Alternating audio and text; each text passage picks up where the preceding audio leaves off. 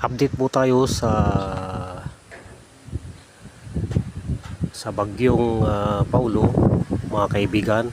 As of now, 6:30 AM, 6:30 in the morning, Friday, October 3, 2025 po. Sa ngayon po ay nakakaranas tayo ng bugsong ulan at hangin na umaabot sa 85 to 105 kilometers per hour. Signal number 3 po tayo dito sa Isabela ngayon, sa Alicia Isabela.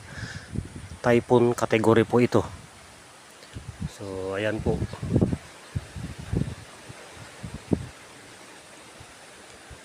So sa mga kababayan po natin, sa mga